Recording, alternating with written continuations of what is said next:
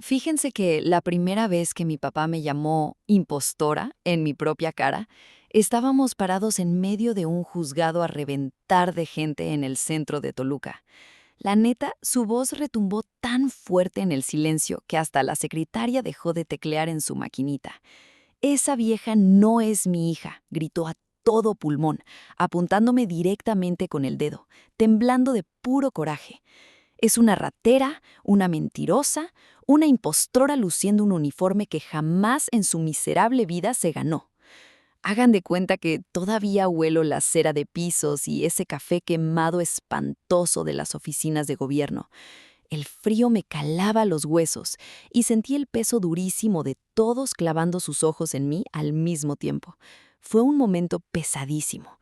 Ahí fue cuando mi abogada, sin decir ni pío, deslizó un sobre en la mesa, un sobre con sello de cera olivo oscuro, pura insignia de la Sedena. El juez lo agarró y lo abrió bien despacito. Leyó un renglón, luego otro, y de la nada les juro que la vibra cambió por completo.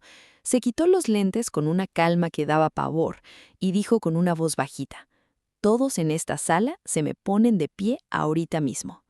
A mi papá, el gran macho, se le fue el color a los talones y por primera vez en mi vida vi que me tenía terror. Pero lo que no sabían era esto. Para que entiendan el contexto de este chisme, yo nací en Toluca, en una zona donde a los vatos como mi jefe los tratan casi como héroes de la patria. Tomás se había aventado 23 años seguiditos de policía militar antes de jubilarse con la rodilla destrozada. Era un vato de carácter pesadísimo, cortaba hasta el metal. La gente lo respetaba en la calle, pero en la casa, cualquier rastro de amor o ternura ya se le había secado por completo. Las niñas no más necesitan estabilidad, los hombres son los que necesitan propósito, decía siempre, sentado viendo a mi hermano mayor, Beto, patear el balón en el patio. Fíjense que a los 8 años me cayó el 20 que, pasara lo que pasara, jamás iba a ser suficiente para él. Cuando Beto a los 16 agarró la nave de mi papá y la estrelló en un poste borracho, el señor se atacaba de risa contando la anécdota.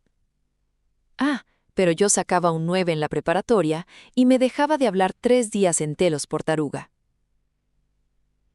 Mi jefa, Elena, era un pan de Dios, un ángel.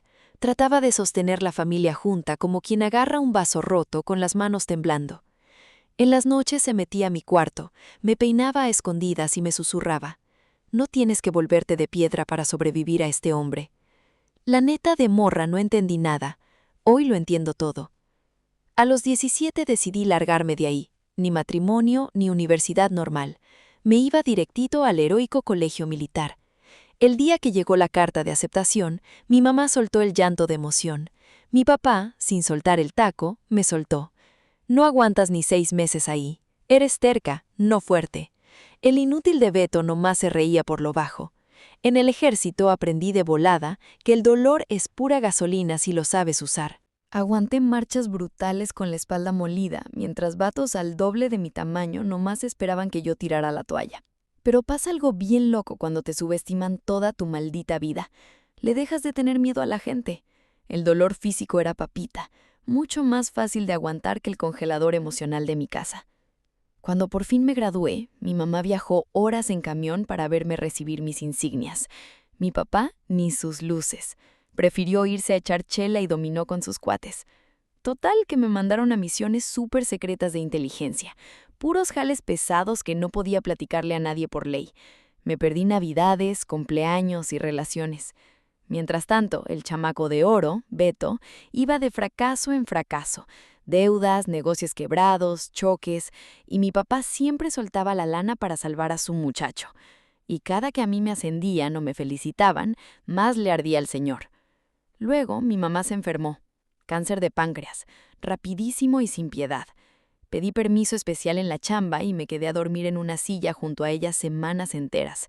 Mi papá no aguantaba ni 20 minutos en el cuarto. Una noche me vio ahí y me dijo: «Siempre quieres ser el centro de atención. Tu mamá se muere y sigues pensando en ti». Neta, me tuve que amarrar las manos.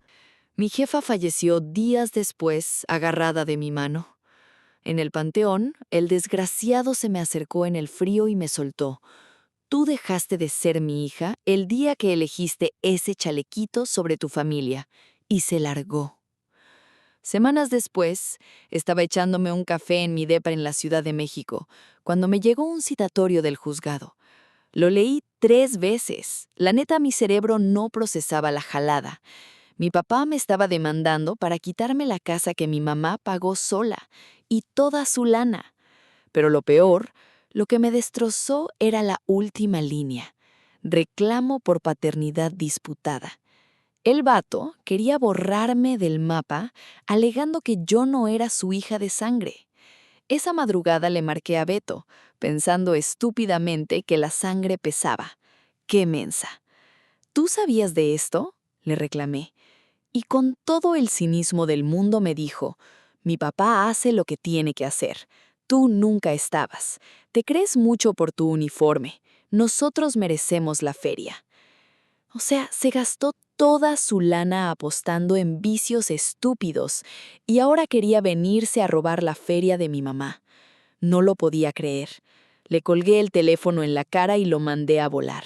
El chisme no tardó ni 2 días y voló por todo Toluca. En el periódico local publicaron: oficial militar acusada de megafraude familiar. En la Sedena, la raza me veía raro en los pasillos. La humillación se te mete en el cuerpo, te cambia la forma de caminar. Y como casi todos mis expedientes eran confidenciales, no podía salir a defenderme así nomás. Mi papá usó mi secreto militar para hacerme pedazos. Ahí fue cuando entendí todo. Fui con una abogada en el centro, la licenciada Evelia, una señora de unos 60 años con ojos de águila y un carácter bárbaro. Apenas revisó el papel, me dijo: «Este señor viene con todo, ¿eh?».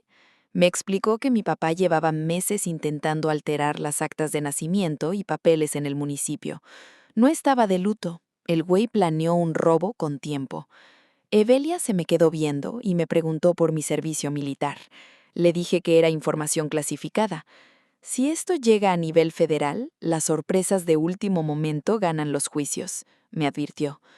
En ese segundo me acordé de un sobre negro sellado que me entregó un coronel años atrás, indicándome abrirlo únicamente si mi identidad o vida corrían riesgo legal.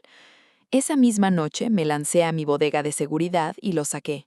Estaba intacto, sello de cera oficial, Secretaría de la Defensa Nacional, autorizado únicamente por orden federal.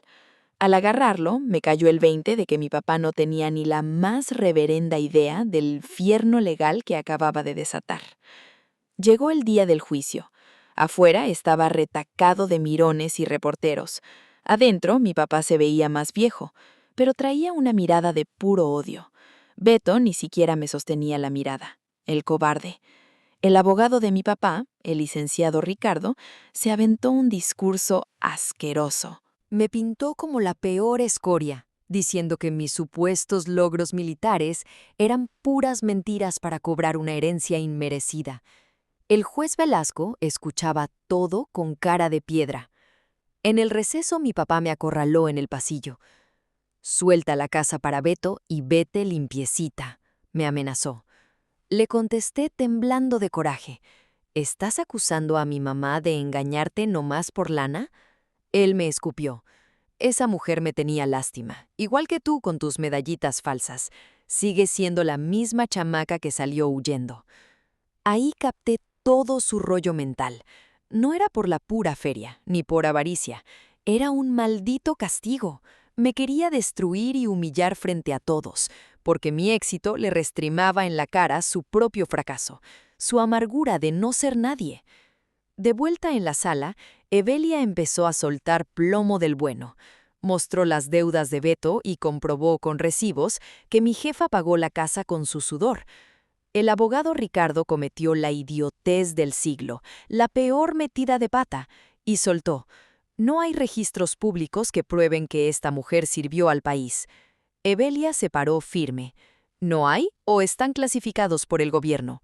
Me volteó a ver. Saqué el sobre negro de la Sedena.